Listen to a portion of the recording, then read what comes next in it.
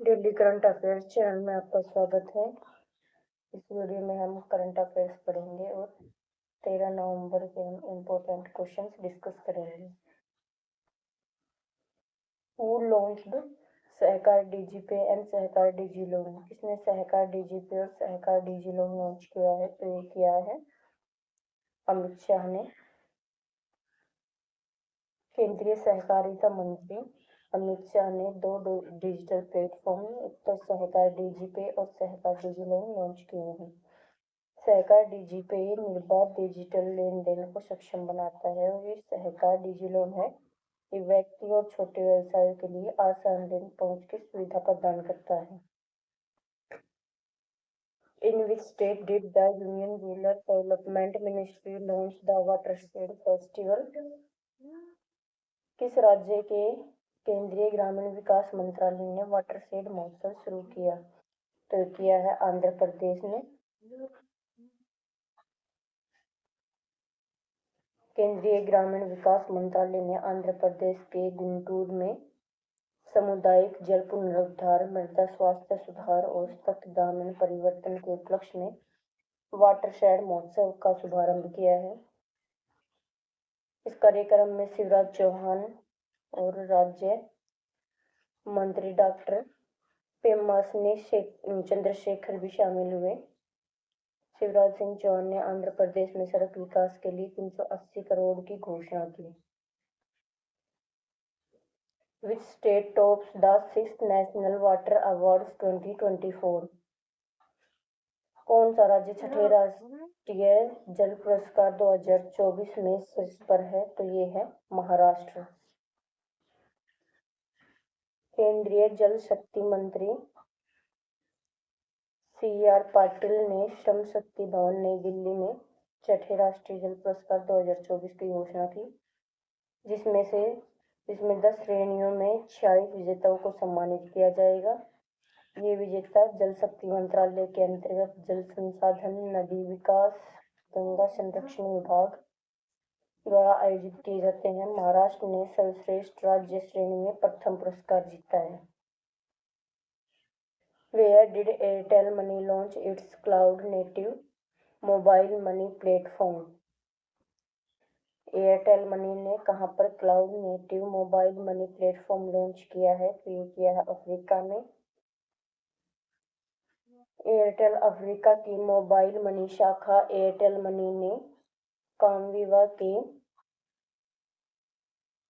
मोबिक्विटी पे द्वारा संचालित एक अगली पीढ़ी का क्लाउड नेटिव प्लेटफॉर्म लॉन्च किया है। इसकी शुरुआत केन्या में हुई। विस्तार एयरटेल अफ्रीका के अन्य बाजारों में भी होगा। इसमें 49.8 मिलियन उपभोक्ताओं के लिए डिजिटल वित्तीय सेवाओं में व्यापक बदलाव आया है। Which award did Sounds of Kumba receive? Sound of Kumbha को कौन सा पुरस्कार मिला है? तो ये मिला है ग्रैमी पुरस्कार। महाकुंभ उत्सव से प्रेरित आध्यात्मिक संगीत एल्बम साउंड ऑफ कुंभा को 68वें ग्रैमी पुरस्कार के लिए सर्वश्रेष्ठ वैश्विक संगीत एल्बम श्रेणी में नाम दिया गया है। इस एल्बम को गायक संगीतकार सिद्धांत भाटिया ने प्रस्तुत किया है। उत्तर प्रदेश सरकार ने इसे सांस्कृतिक प्रचार पहल के अंतर्गत शुरू किया था। Which ministry amended the organ transplant rules? किस मंत्रालय ने अंग प्रत्यारोपण नियमों में संशोधन किया है? तो ये किया है स्वास्थ्य मंत्रालय ने। केंद्रीय स्वास्थ्य एवं परिवार कल्याण मंत्रालय ने मानव अंग एवं ऊतक प्रत्यारोपण अधिनियम 1994 के अंतर्गत मानव अंग एवं ऊतक प्रत्यारोपण नियम 2025 में संशोधन किया है। इसका उद्देश्य है राष्ट्रीय अंग प्रत्यारोपण कार्यक्रम को सुदृढ़ करना, नेत्रदान और प्रत्यारोपण सेवाओं और राष्ट्रव्यापी पहुंच में सुधार के लिए कॉर्निया प्रत्यारोपण केंद्रों को सुव्यवस्थित करना।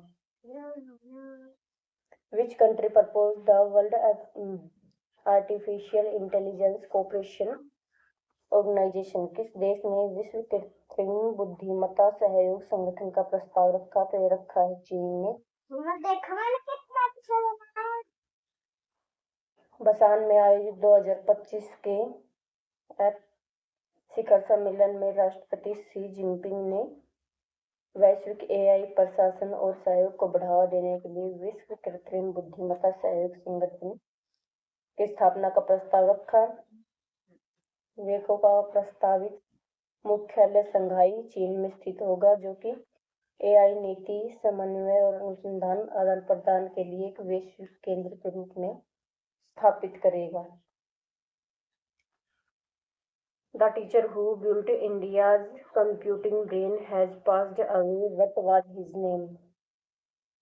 भारत के कंप्यूटिंग मस्तिष्क का निर्माण करने वाले शिक्षक का निधन हो गया। उनका क्या नाम था?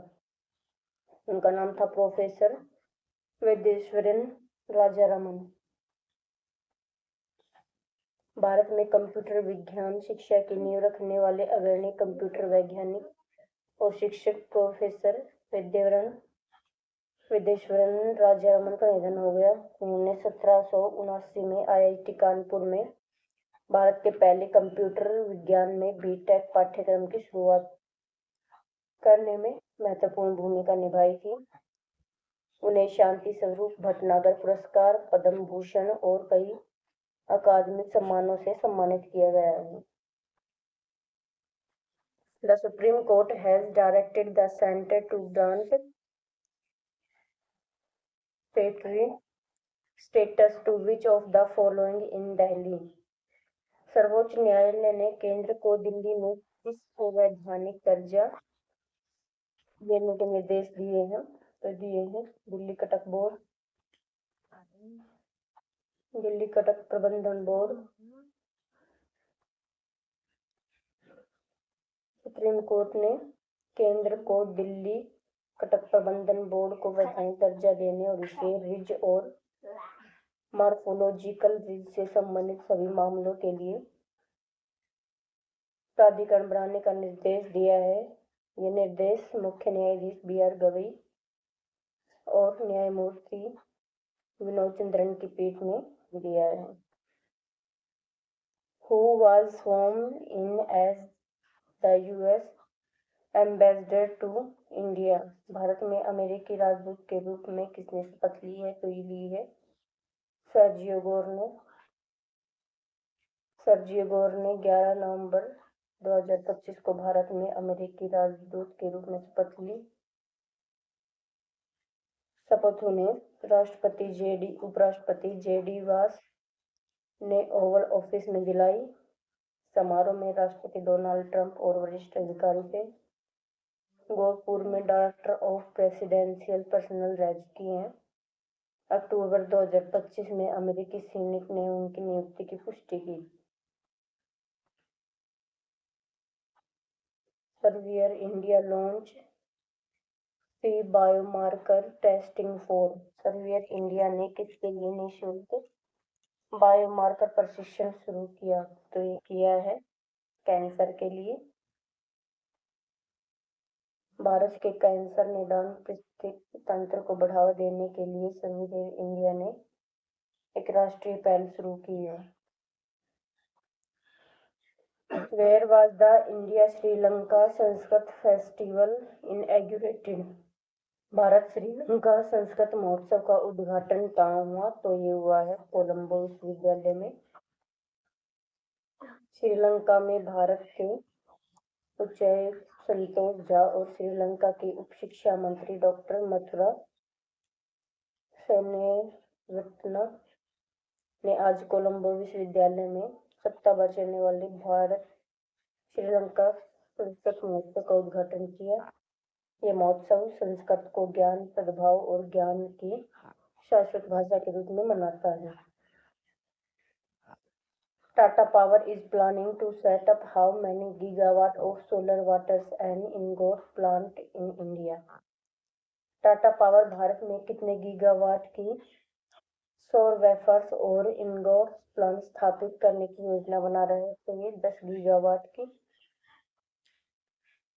टाटा पावर भारत में 10 गीगावाट क्षमता वाला सबसे बड़ा सौर वेफर इनगोट प्लांट स्थापित करने की योजना बना रहा है, जो भारत की सौर विनिर्माण क्षमता को बढ़ाएगा।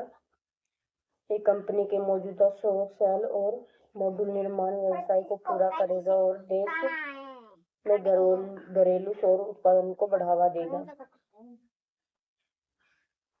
Which ship arrived in Mozambique for India-Mozambique Maritime Operation? Bharat Mozambique समुद्री सहयोग के लिए कौन सी जहाज मोजाम्बिक पहुंची? तो ये पहुंची है INS सावित्री। INS सावित्री एक ऑफशोर पेट्रोल पोत है और ये पोर्ट बेडरा मोजाम्बिक में गई है। ये 10 नवंबर 2025 को, और इसका उद्देश्य है द्विपक्षीय समुद्री सहयोग को सुदृढ़ करना और संयुक्त अभ्यास करना।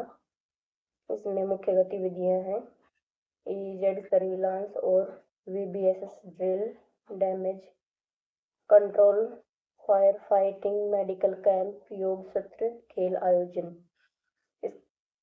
इसमें महत्व है इसका भारत की सागर नीति और प्रीफर्ड सिक्योरिटी पार्टनर की भूमिका को मजबूत करना। What is India's rank among economies in the major global index 2025?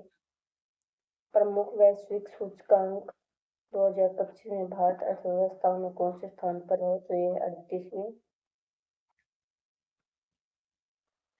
Bharat climate change performance index में 10वें, ग्लोबल फायर वॉर इंडेक्स में 4थे, ग्लोबल फायर पावर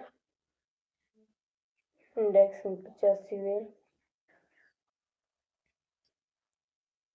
और हैंडले पासपोर्ट इंडेक्स 85वें, ग्लोबल इनोवेशन इंडेक्स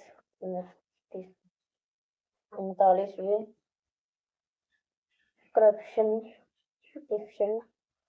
इंडेक्स में 93वें और वर्ल्ड हैप्पीनेस रिपोर्ट में 126वें, ग्लोबल पीस इंडेक्स में 116वें नंबर पे है।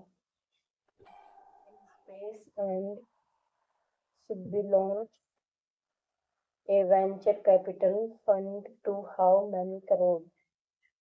इन स्पेस और सिडबी ने कितने करोड़ का वेंचर कैपिटल फंड लॉन्च किया है? तो ये किया है 1000 करोड़ का। इसमें शानदार संस्थाएं हैं इन स्पेस और सिडबी, SVCL फंड मैनेजर इसमें SVCL है, सिडबी के 100% सहायक कंपनी है। इसकी स्वीकृति केंद्रीय मंत्रिमंडल और सेबी ने दी है। इसका उद्देश्य है अंतरिक्ष स्टार्टअप को शुरुआती और विकास पूंजी उपलब्ध कराना। इसका मुख्य फोकस है technology launch, satellite payload, in space services, पृथ्वी अवलोकन, संचार और डाउनस्ट्रीम एप्लीकेशन। इसमें उपस्थित अधिकारी लोचन सेहरा और अरूप कुमार ये उपस्थित हैं। Which singer's name was recorded in the Guinness Book of World Records? किस सिंगर का Guinness book of world record में नाम दर्ज हुआ? तो ये हुआ है पलक मुच्छल का। इनका जन्म इंदौर में हुआ और ये पलक क्लास चैरिटेबल फाउंडेशन के जरिए भारत और उसके बाहर वंचित बच्चों की मदद करती है और करीब 3800 हार्ट सर्जरी के लिए पैसे जुटाए हैं, इसीलिए इनको Guinness book of world record में इनका नाम दर्ज हुआ है। अपने सभी स्टेज की शो कमाई का 100% इसे फाउंडेशन को देती है और विभिन्न सामाजिक कार्यों के लिए 10 लाख से अधिक की व्यक्तिगत सहायता प्रदान की है। इन्होंने कारगिल शहीदों के परिवार और गुजरात भूकंप पीड़ितों की मदद की है। संगीत और जन अभियानों के माध्यम से बाल हृदय देखभाल के प्रति जागरूकता फैलाई है और इन्हें गिनीज वर्ल्ड रिकॉर्ड 2025 और लिम्का बुक ऑफ रिकॉर्ड्स में दोनों में स्थान मिला है।